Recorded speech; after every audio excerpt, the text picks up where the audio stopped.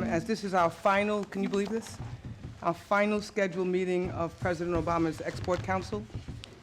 I want to remind everyone that our time today is short. We've scheduled this for an hour. We want to conduct all of our business so that we can ask everyone to keep, so I can ask everyone to keep their remarks brief. I will set an example by simply noting that today the council will consider and vote on 2 letters that we will present to the President. I'll defer the remainder of my remarks to our discussion on those 2 letters a little bit later. Next, I want to let everyone know that our Vice Chair, Arnie, is unable to join us today. I'm grateful to Arnie for stepping in and for his staff for all of their hard work in helping us to prepare for this meeting and for some of the other engagements that we've had so far.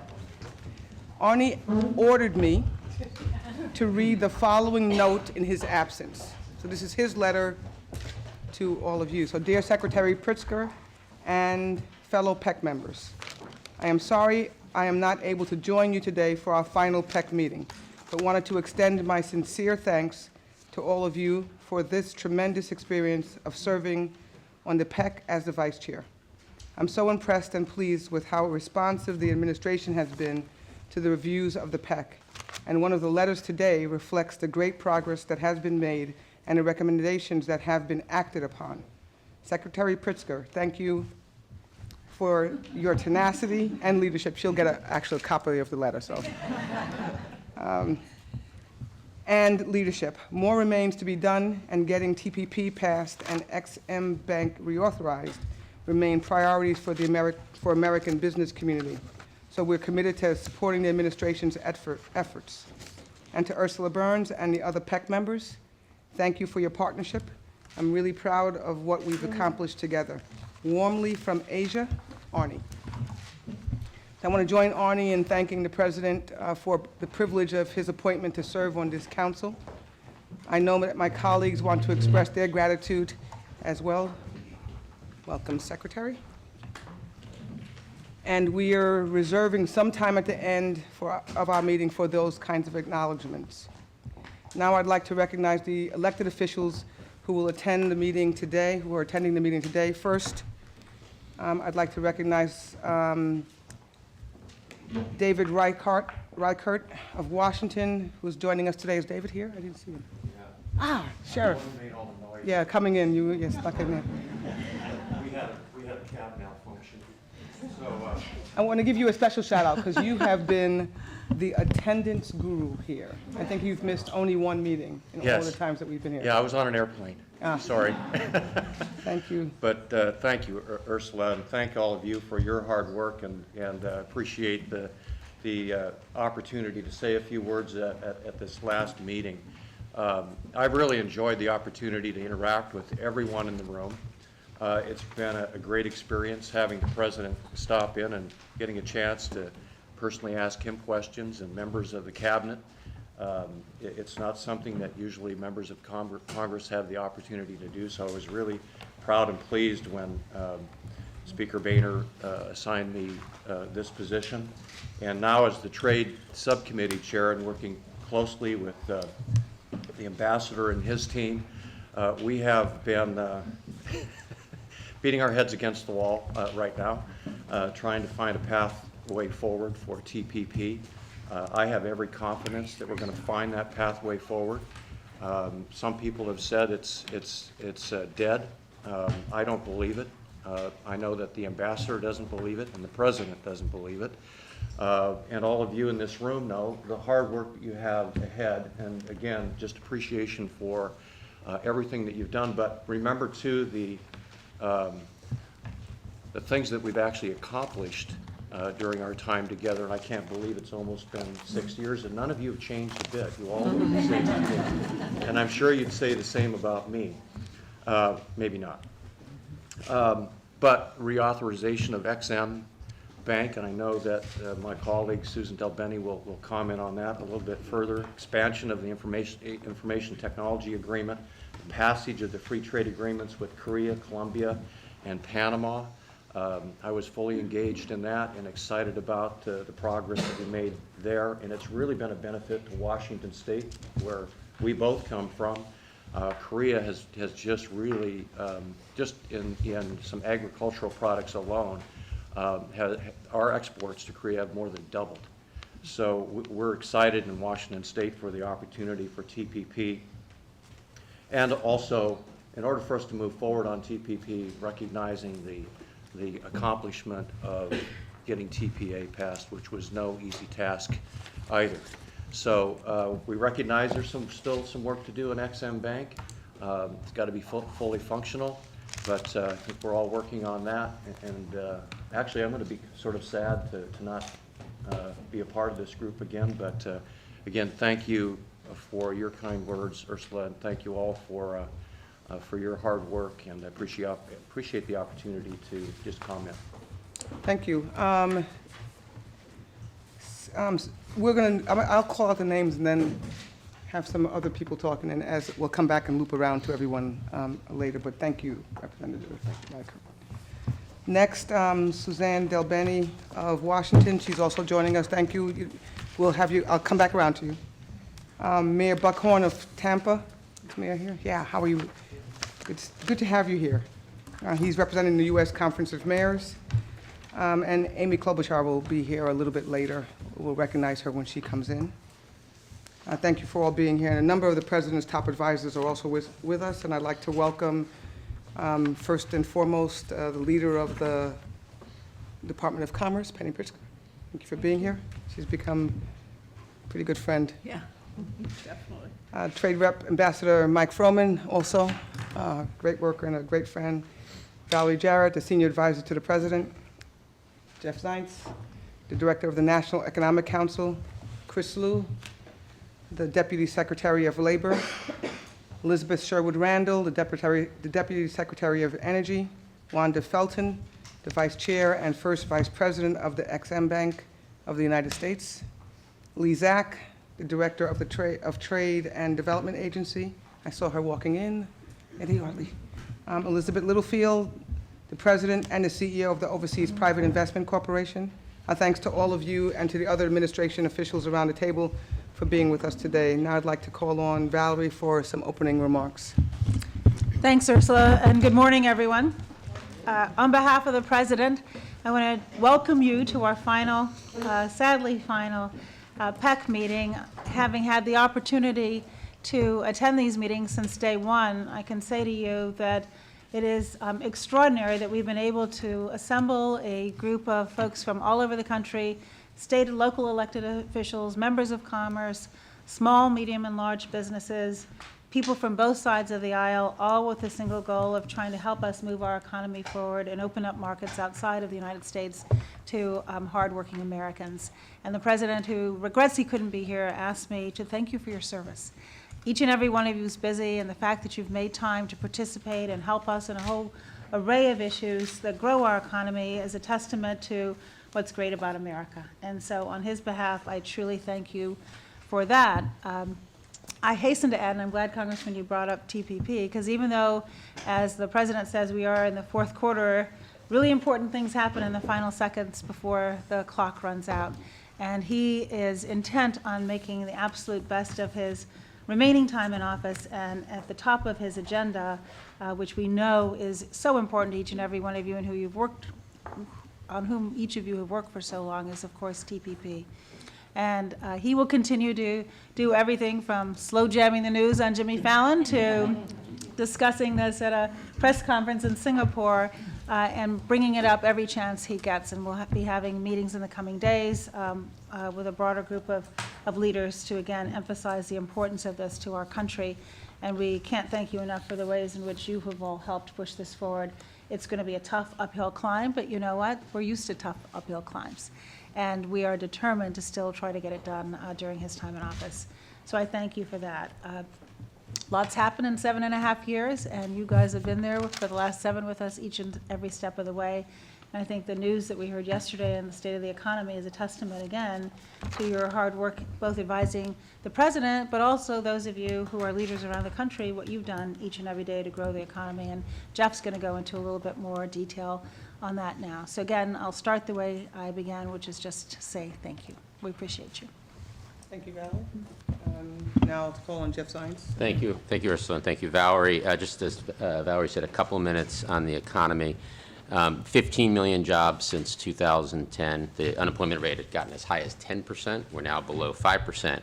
Wages stagnation of wages is a problem that actually predated the Great Recession. And we certainly have more work to do, but yesterday we actually got some very good news. Median income last year rose 5.2%. That's the biggest increase on record. And it was also across the board, across different income categories, with the bottom 10 percentile actually increasing the most. Poverty. Say that again. Median income rose 5.2%, the biggest increase on record. Poverty shrank by 3.5 million people. Still work to be done there, obviously still, but that's the largest decrease since 1968. And on the healthcare front, we're down to 9.1% of people don't have health insurance, given that 20 million more people do have health insurance thanks to the Affordable Care Act. Exports have been important, central to the wage story, and that, as we all know, companies that export tend on average to pay about 18% more, so the work of PEC to increase exports has been central to the progress we're making. I will say on TPP, given this is the President's top priority, not surprisingly, his whole team, his cabinet, his team here at the White House is focused on doing everything we can to make the case. The senior administration officials and cabinet officials have done over a couple hundred events this year alone out in the field, which is the most important place to be. And we are all confident we'll have an opportunity, as the Congressman said, to find this path forward. XM, it's frustrating that we are where we are, but we've got to get a quorum and get XM back up to full strength. And we think the CR is the next opportunity to finally get that done. So we're fully committed to that. I'll close on something that I've talked to many of you about before, which is what I have found across my time in government. I was private sector for 20 years before that, is that execution is what really matters. It separates okay businesses from great businesses, and I think it matters even more in government because it's hard to get things done. And this group has been central to pointing us in the right direction, where we have opportunities, where we're messing up, and has been helpful in getting us across the finish line with real results. So this is, in my mind, a best practice for how the public sector and private sector can work together to make things better. So I just want to thank you for helping us execute. Much work still to be done, TPP and XM. There's work that we didn't get to that hopefully the next administration gets to, in terms of infrastructure and investing in infrastructure and business tax reform, just to name two that matter to exports. But I think a lot has gotten done, and you've been central to it, so thank you. Yeah, the numbers look great. As you said, results matter. Still some work to do. Yes, Thank you very much, Jeff. Next, I'd like to hear from Secretary Pritchett. Thank you, Ursula. First of all, Ursula, I want to thank you for your terrific leadership as chair of the President's Export Council. You've just done a terrific job, and you've been really committed, a valued advisor, and I really appreciate the friendship that we've developed as we have gone to Cuba together, as we've gone to Turkey, as we've gone to Poland. And for those of you who came with us to Turkey and Poland, that was an important trip, and you all really helped us out. And I can't thank each and every one of you enough for the wise advice that you've given us at the Department of Commerce and throughout the administration.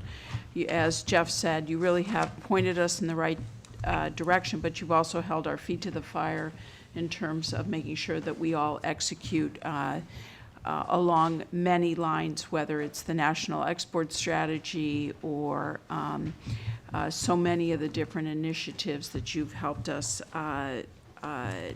undertake that have really resulted in the kind of numbers that Jeff just delineated for all of us.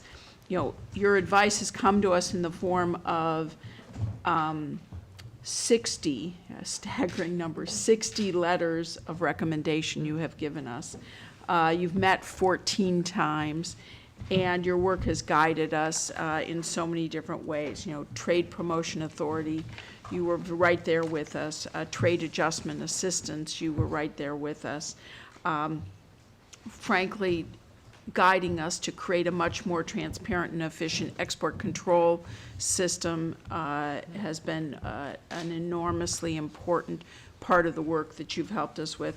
You know, reaching back to the earlier days before my time, you helped with the implementation of Korea, Colombia, and the Panama trade agreements, as well as, frankly, not only the original national export strategy, but now the one that we will release later this year. And so I just can't thank you enough for the time, the energy, the wisdom that you've shared with all of us. It would not be possible for us to, I think, execute on so many different things, as well as, frankly, have the wisdom to know precisely where to focus our energy without your input. As Valerie and Jeff and others have said, we're not done. We are laser focused on getting TPP finished and across the finish line. We're working hard with many of you and your businesses to make the case for TPP, and not just the economic case, but the geopolitical and national security case. And we really appreciate all of your efforts at this very important endeavor to level the playing field for American businesses around the world. And your leadership is absolutely critical, so please stay in the game with us through the end. We need all of us to stay shoulder to shoulder on this. As the congressman said, don't believe everything you read in the newspaper. There's a lot of action going on here, and obviously one of my partners in crime, Ambassador Froman, will talk more about that. I wanted to just take a minute of your time to address an issue that's a top priority for the administration that's a little bit off topic, but I want to make you aware of the upcoming privatization of the international domain name system. I know it's not per se on our agenda, but for 18 years, the Internet Corporation for Assigned Names and Numbers, an organization that we know as ICANN, has managed the domain name system with great success and with very little oversight from the Department of Commerce.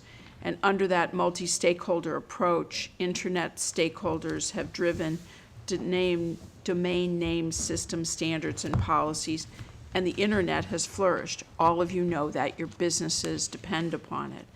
But in recent years, Russia, China, and other nations that censor content and limit free expression have voiced their support for putting these functions at the United Nations and basically making the United Nations in charge of the Internet. And we cannot let this happen.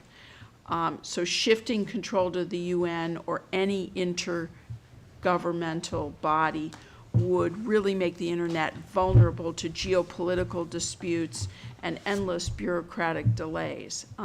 It will chill innovation and make it harder for our exporters to reach their customers, which are now all over the world, and frankly, for all of you to do business online. So it's not just bad policy, this is very bad for business and bad for our economy. So in 2014, the Obama administration tasked stakeholders with creating a plan to transition our stewardship at the Department of Commerce to strengthen the multi-stakeholder governance of ICANN, to protect the stability and security of the domain name system and maintain the openness of the Internet. And the transition should begin October 1. And there's an effort right now to derail that transition, and any effort by Congress to derail the privatization of the domain name system is going to embolden those who are seeking greater government control of the Internet. And I don't mean our government, I mean governments around the world. And so I wanted to make you aware of this very important issue and our call to U.S. industry to speak out in support of this transition, which is meant to happen in the coming weeks, because there are those who are trying to fight against what is necessary to be done to keep the Internet free and open. And so please, your voices could make a difference. So thank you for letting me intervene on that. And I'll just close by saying the following.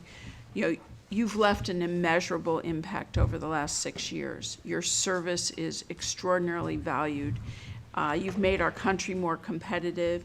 You've helped expand exports for American businesses. And for the last 3 years, you've been an invaluable advisor to me and my team as we serve as your voice in policymaking and around the world. So on behalf of President Obama and our entire administration, I just want to thank you. Thank you for your service, for your role in guiding our country's economic policy, and for keeping America open for business. So thank you. Thank you, Penny.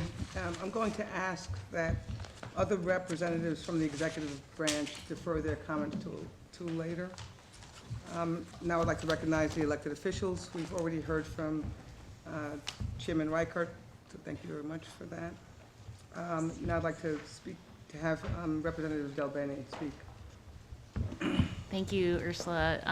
It's great to be here today in the last meeting of the PEC of this administration, and I want to thank the private and the public sector members for all the work that folks have done over the years.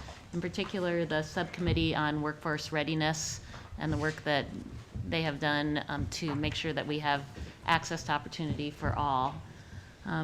I will talk a little bit more about the Export-Import Bank, because having a fully functioning bank is incredibly important. And these are very, very important issues to our state. It's not surprising that we have 2 members of the Washington State delegation here, because we are the most trade-dependent state in the country. And my district is one of the most trade-dependent states or districts in the country. So these are very, very important issues, and we need to continue to have a focus here. I just want to thank you again for your work. And look forward to the conversation to talk a little bit more about the Export-Import Bank a little bit later. Thank you. Thank you, Congresswoman. The PEC is always grateful for the local representatives that we have, that we can glean information from our leaders in the cities. So here now, I'd like Bob Buckhorn to speak a little. Madam Chairman, thank you on behalf of America's mayors and the U.S. Conference of Mayors. We want to thank you for including us in this group. Mayors are the tip of the spear. For us, the only easy day was yesterday. And it's not just about potholes and getting cats out of trees. It's about expanding and projecting our global presence. And for us, certainly as the mayor of Tampa, I'm not competing or trading with Alabama. I'm competing and trading with global entities and global regions around the world, and it's important to us that those barriers be knocked down and those tariffs be removed so made in American goods can be projected elsewhere. 86% of U.S. exports are generated in our nation's cities and their metro regions. So we know, as our testimony before the International Trade Commission in support of TPP indicated, that exports means jobs on Main Street. We have been privileged to work with Ambassador Froman, spreading that message all over America. The one thing about mayors is that when they're in the foxhole with you, they're not going anywhere. And we will be there till, as they say down south, until the last dog dies. So moving forward, Madam Chairman, we stand ready to be of whatever assistance is necessary, recognizing that trade can be disruptive, and there are disruptive technologies that force industries to reinvent themselves. And as part of that process, there is some degree of uncomfortableness.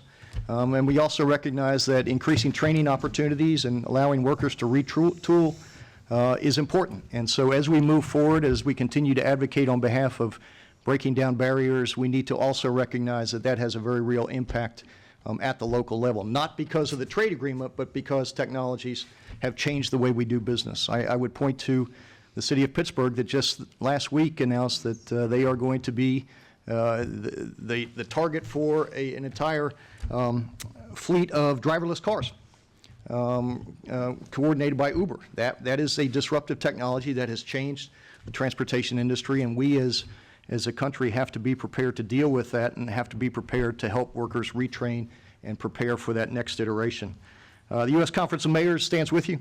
We will be with whoever the next administration is moving forward, advocating on behalf of less barriers and more opportunities for U.S. workers to export made in USA. We want to thank all of you for the effort that you have endeavored, Secretary Fox for his leadership. It's always nice to see a former mayor at the table, and mayors appreciate that. Secretary Pritzker, for your advocacy on behalf of National Export Initiative. Obviously, Ambassador Froman, who we have spent a great deal of time with and will continue to do so.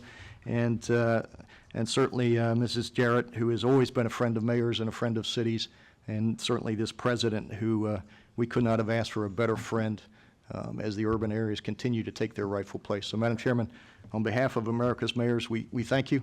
We are with you. We're not going anywhere. And we look forward to what the future brings for all of us and for American trade. We are counting on you not going anywhere. You and No, all of the ma'am. mayors. And Mayor Buckhorn, has been great to work with you and to all of the mayor reps at the President's Export Council. Keep getting cats out of trees and staying Potholes. with the, and potholes. Thank you. Now I'd like to turn to our, timing is perfect here. I will recognize Senator Klobuchar. Welcome. Thank you. I'm going to put you on the spot immediately and ask you to make a few remarks, please. Okay, well, thank you very, very much. And it is wonderful to be here, and I want to thank you for the great work you're doing. I'd say the number one thing that we are concerned about right now from the export-import side is just that we still don't have the commissioner approved. And while we're glad we got it, the bank reauthorized, that continues to be a major issue on the Hill, and we're continuing to push. As you know, it's a Republican appointee, and we haven't been able to get that done. And there's a lot of discussions about trying to get that done because it puts such a limit on what the bank can do. So that's one thing. I know the administration is working valiantly on the trade agreement, and so there's a lot of discussion about that. And then I'm personally working a lot on trying to get the Cuba authorization so that we can try to lift the embargo, and that's my bill. And we get more and more supporters all the time on that, and that would be a wonderful accomplishment to get that done. So thank you very much for having me, and it's been an honor to be part of this group. Thank you. Thank you for coming, for speaking. I'd like to turn now to our letters of recommendation. As you know, we have two that we're making to the president today. Our first letter emphasizes the two remaining priorities of this administration. We've talked a lot about them already. These are, in my view, two of the more important and significant pieces of work that the United States government has remaining in this administration. First is to work with Congress to implement the Trans-Pacific Partnership, or TPP. As someone who has worked with the Japanese for over a decade, I cannot help but be amazed that we are on the cusp of a comprehensive free trade agreement with Japan. And as an American who remembers well our domestic turmoils during the Vietnam War, it's kind of remarkable to think that we would be on the cusp of entering into a free trade agreement with the Vietnamese government.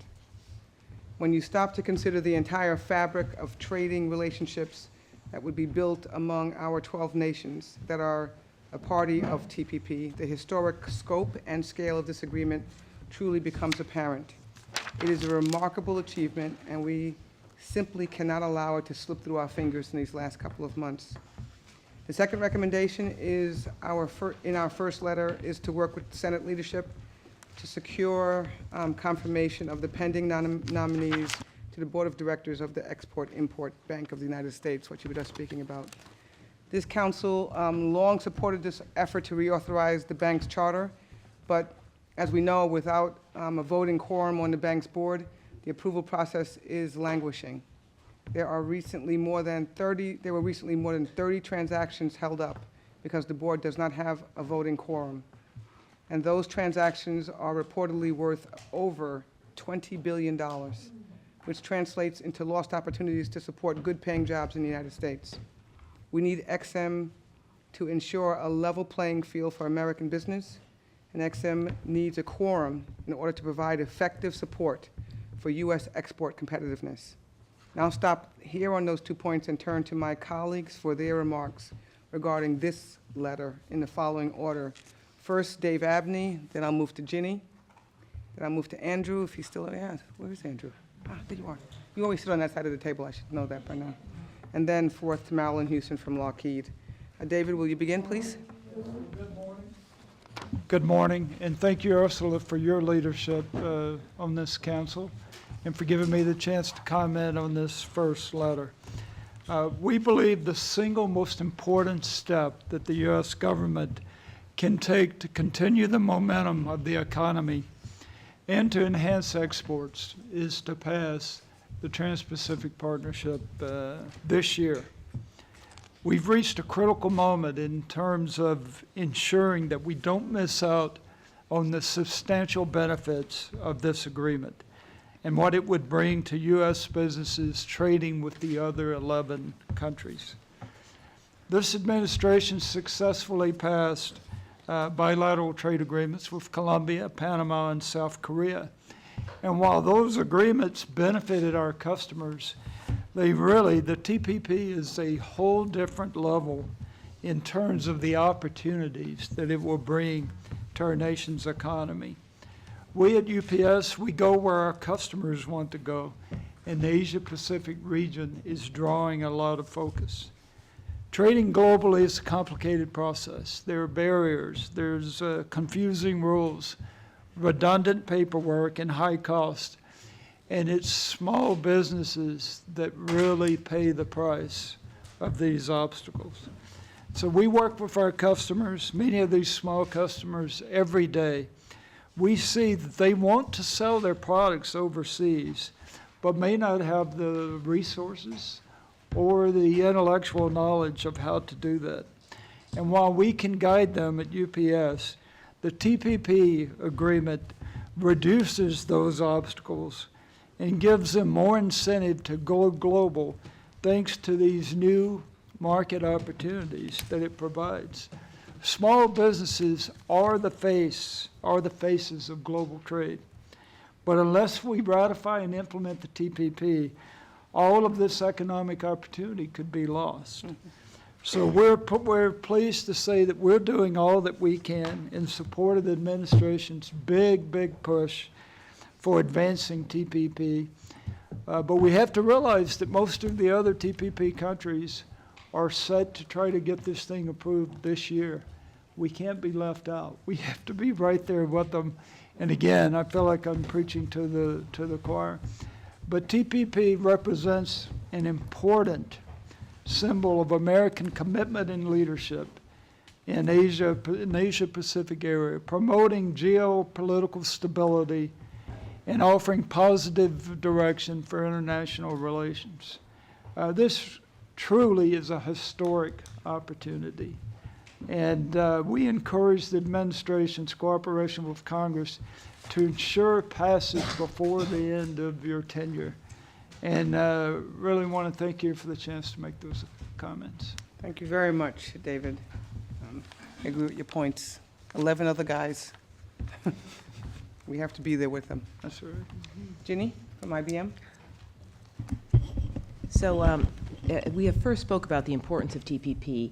Let me just start one more time, though, by thanking really Ambassador Froman, Secretary Pritzker, the entire staff and team, administrative team of the President. And the President himself has really put his shoulder into this. And I think why that is so important is when this passes, and we're gonna work right with you there, one of the biggest legacies this will leave is that this modernizes trade for the digital age. And I don't think I'm underestimating that by saying that. It modernizes trade for the digital age. And so I remember last year I made a few comments, and there was something called the Digital Dozen that Ambassador Froman worked on. That's now the Digital 2 Dozen. But I think it's important that everyone knows it matters to every single company. It does not just matter to a tech company. And when I go through some of the very simple points, if I say them, I think it'll resonate with any firm, that you should be able to move your data across any border. That's included as part of this. That you should not have to store data locally. You should be able to store it where you have to store it for your business. That it should protect your source code, anything that you write. Everyone's a tech company these days. that as well, that it should bar that you have to be forced to transfer any of your intellectual property. These are just some of the points that are in this trade agreement. And to me, TPP therefore recognizes that the digital aspects of trade are the lifeblood of commerce for any company. And so I think it's vital. It doesn't matter your company or your sector. So we, like many, and I think I speak for almost the whole business community, are strong supporters because this does what we need it to do. And I think that's the important point. And I would just add, Penny, you mentioned don't believe everything you read. I'm quite familiar with that sort of issue. And Ambassador Froman, I think yesterday you said something about, if I have your quote right, it's impossible until it's inevitable. And so therefore we are going to push strongly with Congress for ratification this year, and we're not giving up. So it's that important to all of us. Well said and well done. Impossible until it's inevitable. Like that. It's another one I'll keep. Andrew Liveris from Dow Chemical. Thank you, Ursula. As one of the rookie class of the PEC, the 7 years or so I was drafted early, I want to particularly thank the Team USA in front of me here, Valerie, Penny, Jeff, Ambassador Froman, I'll call you Mike, and Ursula, your leadership, and Jim McNerney before you. It's been a pleasure to serve with you, and it's been a pleasure to see the United States rise in exports because of this council. And I think this council has quarterbacked an incredible number of initiatives that matter. And in this letter, we talk about TPP and EXIM, but I want to come back to just one aspect of this that matters to my sector, my industry. We have over $50 billion of assets in the United States. We employ 25,000 people directly, 150,000 indirectly, 22,000 small businesses rely on our ecosystem, and 1 in 5 of those jobs depends on exports. And that commentary and the ability of the United States to grow means Team USA has to play as Team USA everywhere, and the TPP does that. I just flew back from Buenos Aires. I was with Team Argentina yesterday. Team Argentina under President Macri wants to work with Team USA. They want to find a way into TPP. They want to find, they're not even in the Pacific, as last time I checked geographically. But they're trying to find a way through the Andean Pact, obviously with Mercosur. Markets are wanting to be part of our ecosystem. And the job growth that Jeff talked about earlier is happening because we have that drive. President Obama, by really picking up exports as one of his sine qua non issues, and I authored Make It in America as an Australian member of this council, I want you to note that Team USA is a winner because of 2 issues, and not the obvious one under TPP.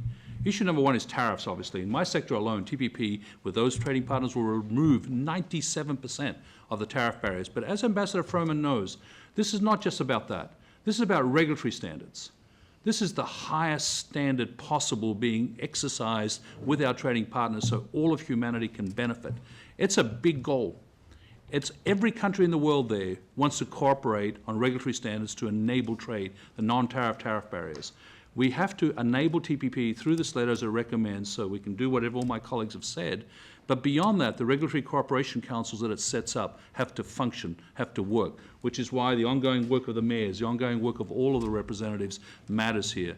We've got the big hurdle to get in front of us. We've got to get it approved. But that just starts the ability for Team USA to keep winning.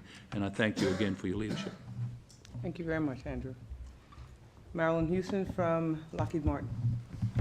Thank you. Is my microphone on? Yes. Thank you, Ursula, and thank you for your leadership at the council. And it's been a privilege to serve on this council with you and the rest of our colleagues here. I want to take a few moments and talk about trade and what it means for more than our economic security. I think it's very important to the economic interest of the U.S. We've heard a lot about that today. It's outlined very well in our letters. But it's also very important to our national security. Most Americans certainly understand that if you increase trade, that you increase U.S. exports, it's good for jobs, it's good for the industrial base, it's good for our ability to get advanced manufacturing and technology and all of those things that are developed in our country. But it's also particularly critical, even for the U.S. aerospace and defense industry in that regard. But one of the most important things that we are responsible for is providing that capability to our U.S. armed forces and helping to address the threats around the world with superior capabilities and with superior systems. And so right now we are facing unprecedented global threats that require that we make sure that we have safety for our citizens in the U.S. and that we have the strongest national security. To do that, we need our partners and allies around the world. We need the relationships. We need to ensure that they not only have the will, but they have the wherewithal to support us in that focus on the threats that we face. The U.S. aerospace and defense industry is the leading exporter. We had a record trade balance in 2015. We generated $142 billion of exports that accounted for 9% of all U.S. exports of domestic goods. The Asia-Pacific region accounted for 37% of total U.S. aerospace and defense exports in 2015, and those exports to the region have grown by 77% since 2010. But it's becoming increasingly competitive. We're finding our foreign competition is growing, and that's our share is stagnant. Even though we've seen growth in exports, our share in those exports is stagnant because of foreign competition that is making inroads there. They are growing too. Increasingly then, U.S. exports and competitiveness abroad is not only good for our economic security, it's good for our national security, and we must grow trade. We cannot trade unless we have trading partners with open markets who trust us. So it's most important that in order for us to achieve our global national security objectives that I mentioned, is that we have the support of our international partners and our allies, because that stronger trade with them reinforces those relationships and those partnerships that when we need to go together to address a conflict, we have their trust and confidence in doing that. So accordingly, the U.S. aerospace and defense exporters are certainly committed to supporting U.S. trade policies. We're supportive of the trade policies that this council has been working so hard to bring across, and I want to thank you for the opportunity to comment on that and to reiterate that it's not just about our economic interest in the United States, it's also about our national security interest. Thank you. Thank you very much, Marilyn. I'll turn now to members of the administration, beginning with Ambassador Froman, Trade Rep. Well, thank you very much, Ursula, and thank you for chairing this. Thanks you to the whole council. You've been really an invaluable source of support and guidance, and I think Jeff is absolutely right. This has been a best practice in terms of public-private partnership, and we really appreciate that. Since we met in December, we went to Nairobi, completed an agreement on agricultural subsidies, on least developed countries. We opened up the WTO to new issues like e-commerce and SMEs. ITA, the Information Technology Agreement, has come into force. The Trade Facilitation Agreement now has 92 countries that have ratified it, so we're about 85% of the way there for that to be fully implemented. And just yesterday, the President announced our 23rd enforcement action at the WTO, our 14th vis-a-vis China, having to do with agricultural subsidies. So it's been an active period. And looking ahead, of course, we're continuing to work on TTIP, on TISA, on the Environmental Goods Agreement. As the President has directed all of us, we're going to run through the tape all the way to the end. So we have some significant work to do. Number one priority, of course, is getting TPP through Congress. And again, since our meeting in December, the case for TPP has just gotten stronger. The Peterson Institute, the ITC have come out with their reports, $350 billion in increased exports, $130 billion of increased GDP, and very importantly, 2/3 of the benefits of TPP go to workers. And it's about evenly split between skilled workers and unskilled workers. And that's really important that we get that message out there. We know that from recent surveys that the American public is actually more pro-trade and more pro-TPP than the headlines would have you note. Actually, a majority of Republicans, Democrats, and independents in favor of trade and TPP, but we need to do a better job of getting the case out there. We've been working very closely with virtually the entire business community to move this forward. We're extremely grateful for our partnership with America's mayors and America's governors, and you can tell from our partnership with Mayor Buckhorn just how enthusiastic they are. I would just underscore, the four previous speakers really laid out all the benefits of TPP. The costs of delay, the economic costs are significant. It's been estimated about $700 per American family, taxing the American family $700 for just a one-year delay in implementing TPP. And the other costs, in terms of whether it's the digital economy rules that Ginny referred to, or our intellectual property rights protections, or putting disciplines on state-owned enterprises, or making sure that countries live up to science-based agricultural regulations. Those are all things that will happen if TPP goes into place, and if not, they won't. Because the other countries aren't standing still. They're moving ahead with their own agreements. They don't have those provisions in them. And if they move ahead and we don't, we'll find ourselves actually squeezed out of these markets and living with a trading regime that reflects a set of rules that don't reflect our interests or our values. So there is urgency there. We appreciate everything this council has done and the broader communities that it represents, and we're confident working with members of Congress that we can work through the outstanding issues and get this done this year. Thanks very much. Thank you, Mike. You've been a stalwart, the whole administration has, but you've been the tip of the spear. So thank you for all of the work that you've put in, and just your brain power and your energy has really helped us as business leaders. Do any of the other elected officials want to speak? Please, if anyone wants to, please raise your hand. Please, Susan. Thank you. I wanted to quickly say thank you to Secretary Pritzker for bringing up the ICANN transition and the importance of a multi-stakeholder model for free and open internet. So thank you for mentioning that earlier. A few years ago, I did a global exporter forum in my district with Congressman Reichert and Export-Import Bank Chairman Fred Hochberg. And it was standing room only, many small businesses as well. We have many businesses in Washington State that use the services of the Export-Import Bank, and that number is growing. And one business in my district which uses XM told me 75% of their growth was through international exports, and that the XM Bank levels the playing field for U.S. companies like his by creating predictability and mitigating market risk. So this is an incredibly important issue, and I think folks understand this isn't a partisan issue. It's being held up by a few very loud voices and powerful positions.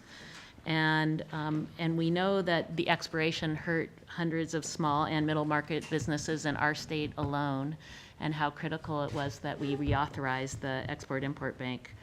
But it's not fully functional right now. It's hamstrung because of efforts that prevent it from being able to make decisions, especially on providing larger loans.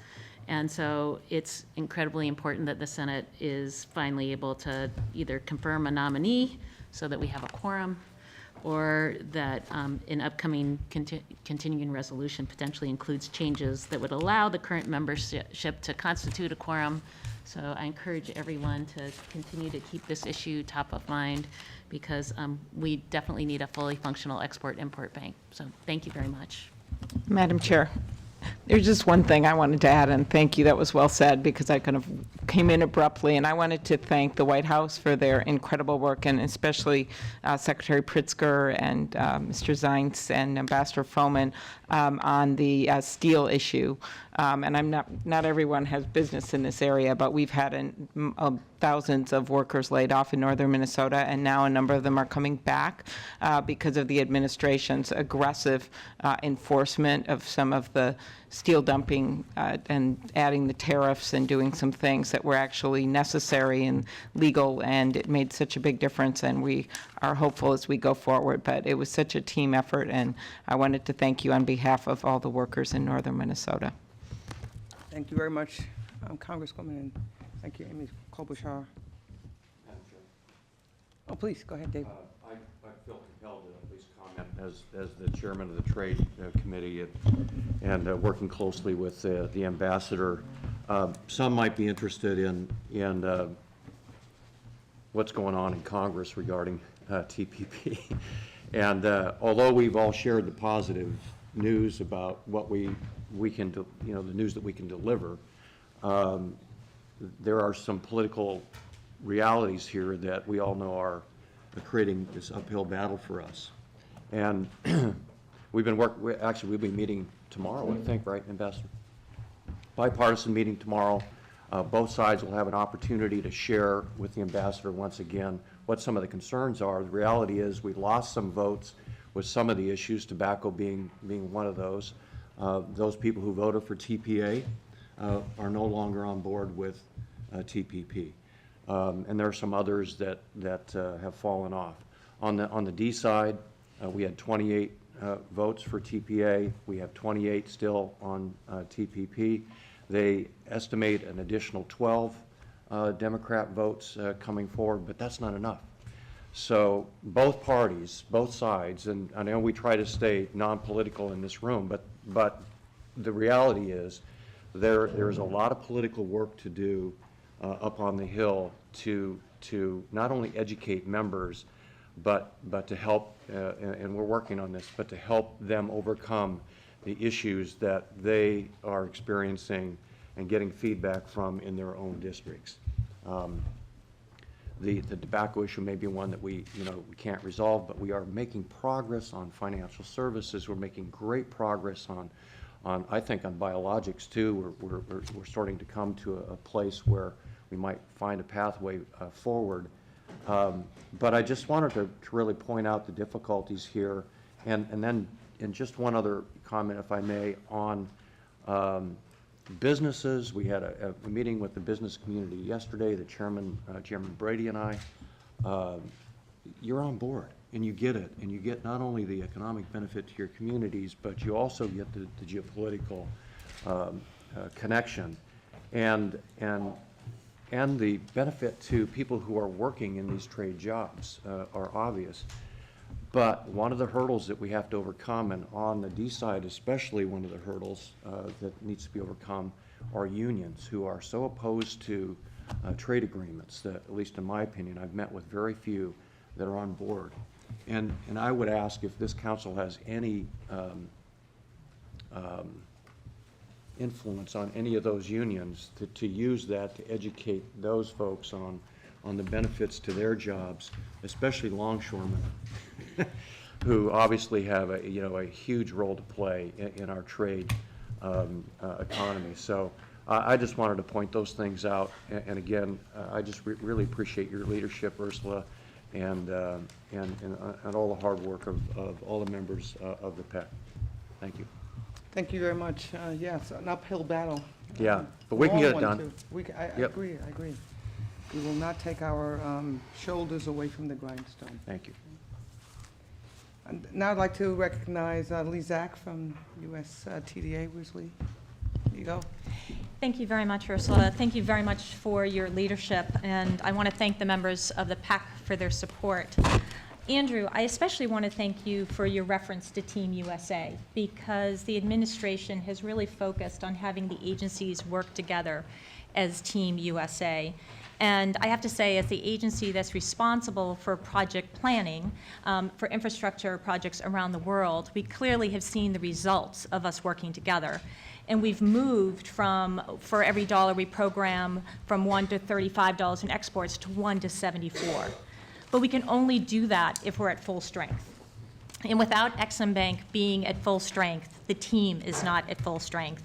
And I just returned from India with Chairman Hochberg, where we were talking about smart cities and other things as well. And we kept hearing the chorus from businesses indicating that they can't take advantage of the opportunities that we're creating without Exim Bank being at full strength. So we clearly support Exim Bank having a full board in the future. And I also want to thank Secretary Pritzker for her support of our global procurement initiative. Within the last month and a half, the World Bank has become a partner with us, focusing on best value, as well as India and Mexico. And I very much thank you all for your support in the letter to the President supporting our global procurement initiative. And again, full support for Exim Bank. Thank you very much. Thank you. Ambassador Froman, anything else? Nothing? Thank you. I'd like to now call on the Vice Chair and the first Vice President of the Export-Import Bank, Wanda Felton. You've been talked about a lot. Sorry? Your agency has been spoken about a lot. Thank you all. We very much appreciate it. Thank you, Ursula. Thank you, Ursula, for your comments, and Lee Zach, especially for yours. On behalf of everyone at Exim Bank, and especially Chairman Hochberg, who could not be here today, I want to thank you all for your leadership of the President's Export Council. I especially want to thank President Obama for leading all of us on a successful path of collaboration toward job creation and economic growth through exports. And I'd like to thank every member of the Council, with special thanks to Chair Burns, Vice Chair Sorensen, Secretary Pritzker, Valerie Jarrett, Jeff Zients, Senators Crapo, Cornyn, Gillibrand, and Klobuchar, Representatives Del Benet, Kelly, Kilday, Reichert, and T. Berry. Thank you all. Time again, this council and my colleagues from across the administration have trumpeted the importance of Ex-Im Bank and the critical tools it offers American exporters. Over the years, the PEC has made a forceful case for the reauthorization of the bank, called for swift confirmation of members of its board and directors, made helpful recommendations to improve Ex-Im Bank's programs for American exporters, especially the small and medium-sized enterprises we serve. These recommendations and calls to action have made a difference, and today's TPP and Ex-Im letter is no different. As today's letter notes, Ex-Im continues to function on a limited basis due to the absence of a voting quorum of its board of directors. Without a quorum, Ex-Im is unable to finance medium and long-term transactions above $10 million. Yet the demand is there, it's piling up. Ex-Im now has more than 30 board-level transactions pending in the pipeline, valued at more than $20 billion. These are not just applications on paper. These transactions represent tens of thousands of American jobs. They represent potential exports in a variety of highly competitive industries, including energy, satellites, and transportation. And these transactions have national supply chain impacts affecting manufacturing and service jobs in every corner of the country. Without an Ex-Im Bank quorum, these opportunities could be lost and jobs sent overseas. And this is not just a problem for large exporters and their supply chains. Since 2009, more than 40% of the companies that have directly benefited from Ex-Im Bank board-approved financing have been small businesses. So while this is our last meeting, our work must continue. Our nation's exporters and workers cannot afford for us to stop here. American jobs depend on your continued leadership. The Council's support and recommendations have strengthened the service of the U.S. government that the U.S. government offers to American exporters and their employees. I hope we can continue to count on your support now and well into the future. Thank you so much. Thank you very much. Finally, I'd like to recognize the Assistant Secretary of State for Economic and Business Affairs, Charles Rifkin. Well, thank you very much, Ursula, and I just wanted to share less than 2 minutes of thoughts on TPP. We support the Ex-Im letter as well, but on behalf of Secretary Kerry, I want to start by saying thank you personally and thank the Council for all the hard work supporting trade that you've done over the past 6 years. And in the recommendation letter for TPP, it talks about making enactment of the TPP the administration's highest priority. And I just wanted to say that we cannot agree with you more on this point. We're proud to join our interagency partners and Ambassador Froman and Secretary Pritzker and their teams in our concerted effort to get this over the finish line this year. Now, I've made the case for trade in my travels around the world, and to the point about unions that was made a bit ago, I've traveled also to Detroit, Chicago, Los Angeles, Miami, Atlanta, and I was in Austin until late last night as well. And at every opportunity, I underscore the fact that globalization, as Secretary Kerry put it, is a genie that's already come out of the bottle. Ignoring globalization is not going to make it go away any more than closing the doors of a house are going to stop a rising tide. And from the State Department's perspective, we cannot let America drop out of this race. We cannot stand in the way of our companies expanding their business to the 95% of the global market that lies beyond our borders. And we certainly can't let countries like China write the rules of the road according to their standards and their values. The strategic case for trade, as Marilyn mentioned, is compelling, and the magnetic impact of this deal is palpable. I've spoken to countries in the East Asia Pacific who are lining up with the hopes of joining this historic pact, and as Andrew mentioned, it's happening in the Western Hemisphere as well. Specifically, you mentioned Argentina. And that's why supporting TPP is the smartest and most forward-thinking thing we can do to build our own economic security through the jobs we bring, the barriers we break down, the standards we raise, and the economic and strategic strength that we build in the region.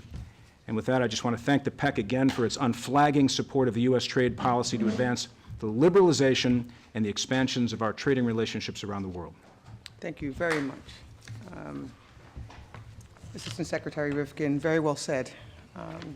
When we first started coming to this PEC, the Secretary of State would come occasionally to speak with us, and it made it clear to me and I think to all of us how interrelated these two agencies are, but this whole trade agenda is for the United States, for not only security, but for peace, for prosperity, and job growth. So thank you for keeping that drumbeat going and reminding us of it. Now I'd like to ask anyone else who seeks recognition to please raise their hand. We can actually add you into the conversation as well. Now move to adopt this priority, oh, sorry, we have one?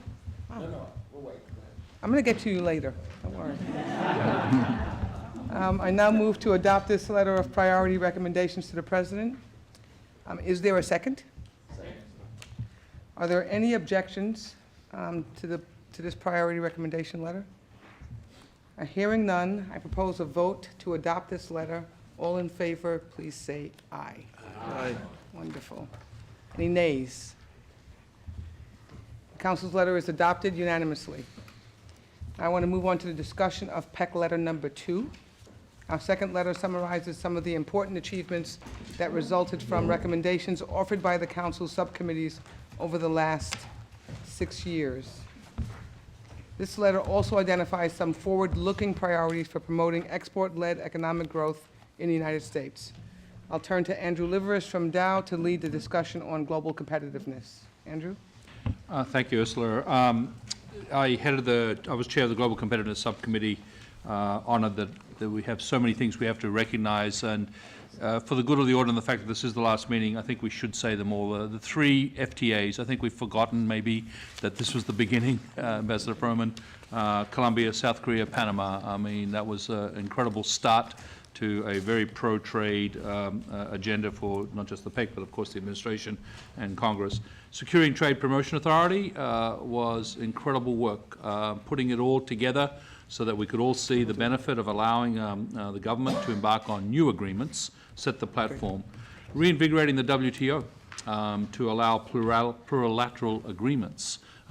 This is not to be ignored either. The WTO is the foundational body for enabling all post-Doha, if you remember that term, post-Doha agreements. So the WTO played a very big role. But information technology agreements, as Ginny's already said and others have commented on, and trade agreements in services, these are big agenda items still in front of us. The digitization of the world that Ginny referred to, all the things that come with the positive of the internet, as already referred to by Secretary Pritzker, but also the negative and what we have to do to protect standards and keep them in the control of governments that really speak to the highest standards humanity needs.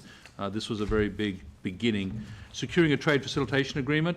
We hope we enters into force soon. That's a very key one. It serves as a blueprint in terms of modernizing and streamlining customs and border control efficiencies. Very important.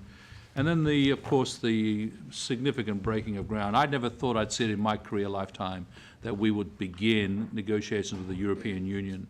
Given that the European Union is in its various states of functionality, if I can say it in the most positive way. It's very important that we keep taking the leadership there and that this administration started something that needs to be continued. It's ambitious, it's meaningful, it's practical, and there are people in the EU who want this done, and I think we've got to remember that, notwithstanding the Brexit situation. So the Global Competitive Subcommittee just wanted to report out, Ursula, Madam Chairwoman, that much has been done, much is yet to do, and global competitiveness, as the subcommittee speaks to, is the agenda, as mentioned by many. We are competing in a world of nations that are seeking job creation in their economies, and we have to be facilitators to that, not obstructionists. That's all I have to say on that committee, and I think you have to turn it over to, I think, yourself. Thank you, Andrew, and thank you for all of the work of the committee members on global competitiveness.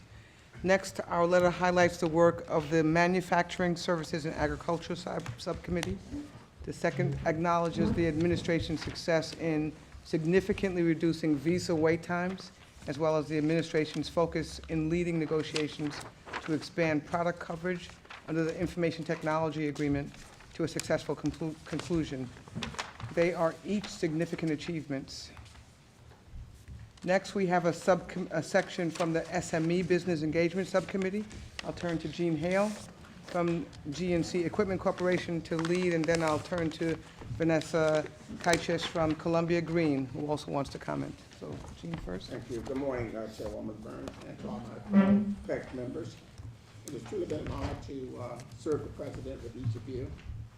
I was humbled to help lead the way, along with all the SME subcommittee members, CEOs, and my representative, Tracy Hernandez now.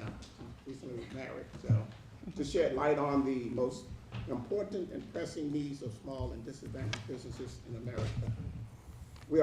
First we listened, then we acted. We are grateful for the earnest attention that Commerce, SBA, trade reps, and Ex-Im Bank president gave to fulfilling our recommendations. Bringing the National Export Initiative to the regional and local levels where small businesses survives and thrives was key.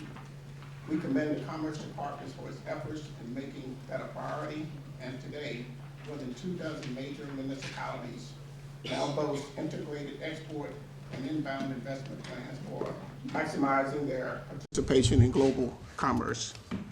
The SBA took it to the streets. We applaud their investing in and training of local expertise at all 68 districts, small business development centers, and also expanding their loan programs to regional and community banks. Until every small and minority company is flourishing and accessing the world's customers, we won't stop working to break down barriers, but we stand tall, knowing that these last 6 years of PEC work is making a difference in thousands of businesses and their employees. Thank you for the opportunity to serve. Now I'd like to ask Vanessa to comment, if she'd like to. Thank you, Jamie. I'd just like to elaborate a little bit more on some of the things that we were able to accomplish because small business is such an important issue in the heart of America, and we were able to get quite a few things done. And joining this council as an entrepreneur 3 years ago, honestly, I wasn't really sure what we would get done, but I was pleasantly surprised of the things that we were, and particularly I have to comment on the SBA and Maria. One of the big issues we said was it was impossible for small businesses to get access to your loans. It was too much paperwork and a lot of no streamlining, and you came out with SBA 1 to make it easier for small business across this country to get loans, so thank you. And we moved from the federal government to the states. It was awesome having the Governors Association here. They also came up with creative financing ideas. Banks are still not loaning to small businesses and entrepreneurs. So states came up with creative financing throughout the country, and I urge the Governors Association to keep having states do that. It really does allow access to capital to small business. And once we get access to capital through those two types of agencies, it then really moves to the mayors. Exporting, as a small business and entrepreneur, it's really hard to get to the federal government to learn how to export, but it isn't hard to export. And so if we have access to the mayors and it's transparent and it's open and you hold trade missions and you give us access to how to export, we can definitely see the increase in exports. And finally, I just want to thank President Obama and Secretary Pritzker for having small business on this Export Council. I think it made a huge difference and a voice. And many of the CEOs, from Jim McNeary when he was chair, or from Ursula when you're chairwoman, you have always allowed us to have a voice for this sector, which I think is really, really important. And we couldn't have done it with many of the CEOs in this room. You also were creative in figuring out how to pay your supply chain faster, or putting venture money in your small businesses, or partnering. In fact, here I want to thank Andrew and Dow and your entire team who helped us put forward all of these initiatives, because as a small company, we just couldn't do it. So here we have these big companies coming in and helping us push these initiatives forward. So with that, in closing, I hope as we all move forward, I think we can see in the election there's this back and forth between big company and Wall Street and small business and entrepreneur. And we know job growth comes from small business.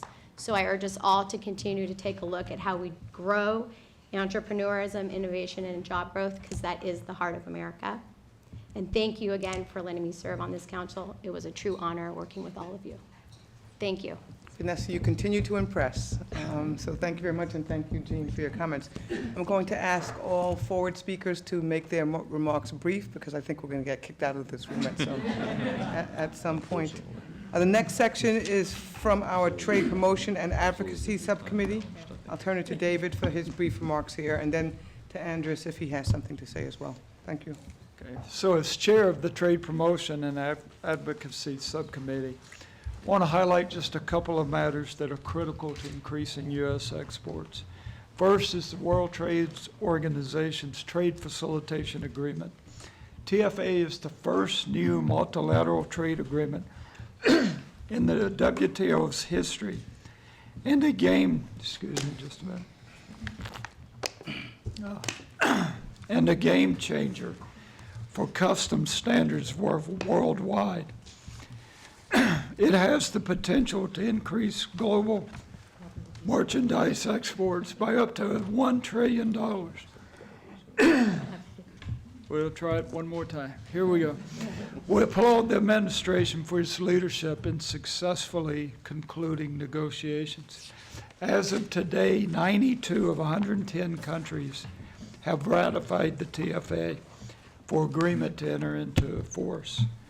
TFA raises the standards on global customs capabilities that impacts every business in this room that depends on timely and cost-effective shipments. One of the key provisions is the single window, the establishment of the single window, which allows shippers to submit documents through a single entry point. This one government at the border fits in with the administration's goals to facilitate the trading process for U.S. companies, especially encouraging for small businesses. And again, the members of this committee are thankful for the advances made during this administration's tenure. And thank you. Mr. Andrews? Okay, thank you, Chair Burns, and thank you, Secretary Pritzker, for your leadership. I just want to make a comment on our letter for domestic infrastructure renewal, to remind that the importance of infrastructure for our competitiveness, for improving exports, but it also will create millions of jobs, and it's a way of demonstrating and really sharing the benefits of trade with the general public. Because better infrastructure is not only good for business, but it's also good for everybody's quality of life. So that's the comment I wanted to make. Thank you very much. The next section is on workforce readiness and work from that subcommittee. I'm particularly proud of this subcommittee's work in drawing attention to the challenges posed by the shortage of STEM students and STEM graduates in the United States. I believe that Labor Secretary, Deputy Secretary Liu would like to provide a quick comment. Thank you, Madam Chair. We are proud to support the recommendations of the Workforce Readiness Subcommittee, and as you indicated, there are challenges that all businesses face in finding skilled workers. We are especially proud of the support the subcommittee is giving to expanding apprenticeships, which has been really one of our highest priorities over the past 2.5 years. So we appreciate the subcommittee's recognition of that, and we remain fully committed to that initiative. Thank you very much, Mr. Secretary Liu. The final section of our letter is from the Subcommittee on Export Administration. PEXA is grateful for the administration's successful interagency collaboration in driving this reform agenda. My colleague Raul Pendraza would normally talk about this, but he's not here today. Building on that success, PEXA calls for the creation of an interagency advisory committee sponsored by the Commerce and State Departments to institutionalize this joint approach to regulatory reviews that allows for improved engagement with industry. I believe that Marilyn Houston from Lockheed Martin has some quick comments on that. I do. I'd first like to reiterate applauding the administration for recognizing up front the onerous and outdated system that we had for export control and have put in some very significant reforms. We've restructured in a large way the technology control list, and I think that's going to help us to be the preferred supplier around the world with a lot of our customers. So we thank you for that, but we're not done yet. We still need to do more in terms of transparency, predictability, and efficiency for approving defense trade with our closest allies and partners. So moving forward, what we would ask that we continue to return to the basic principles of making sure that we're focusing on those things that matter the most, those controls that matter the most, that we are removing any incentive for our foreign competition to design out U.S. components and based on the control requirements, and that we facilitate and continue to streamline our international security cooperation process. Thank you. Thank you very much, Marilyn. Before we go to a vote, I'll note that our letter also expresses the collective gratitude of the private sector members of the PEC to President Obama for the privilege of serving on this Export Council. It has been informative, educational, and fun.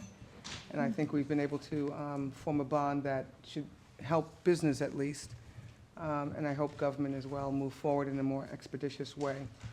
I believe that Ken Frazier from Merck, I told you I'd get back to you, Ken, would like to comment as well. Thank you, Ursula. So I'd like to join all of my private industry colleagues in thanking the President as well as his terrific teams, starting with Secretary Pritzker, Ambassador Froman, Senior Advisor Jarrett, Mr. Zients, who's always been a very warm person in welcoming us to the White House, as well as others. I think this has been a tremendous opportunity for us to work effectively with the administration and to show an opportunity for this public-private partnership that's often talked about, has enormous rhetorical appeal, but often doesn't happen in the real world. So I want to thank you for that. It's been my honor to represent the innovative biopharmaceutical sector's views on this organization, recognizing that this sector directly and indirectly supports more than 4.4 million U.S. jobs and contributed $47 billion in exports last year. Our sector's exports happily have tripled between 2003 and 2015. Shows the power of doing this the right way. I also want to thank Chairman Reichert for his comments about the fact that we need to work effectively with TPP to ensure that we have a solution that works for all parties and can gain the necessary support in Congress. I will close by saying I think this administration's commitment to advancing innovation, which is a core comparative advantage of our economy as well as an export driver, and to protecting intellectual property rights has been a critical feature of our export promotion strategy. And I'd like to thank the administration for that support and for your continued leadership in the months ahead. So thank you very much. Thank you very much, Ken. I now move to adopt this letter to the President. Is there a second? Are there any objections to this letter as drafted? Hearing none, I propose a vote to adopt the letter. All in favor, please say aye. Aye. Are there any nays? If not, the council's letter is adopted unanimously. So in closing, and we're coming up on 11 o'clock, which is perfect timing. In closing, I want to thank you all for coming. Of course, our achievements are the results of much effort by many people in this room and outside of this room. I therefore want to thank all of the business leaders, the CEOs who served on this council, as well as the members of the Obama administration, and last but certainly not least, the government staff and private sector staff who have worked so hard to make the council a success. It has been a privilege and an honor to serve with all of you. With that, this final meeting of President Obama's Export Council is adjourned. Bravo.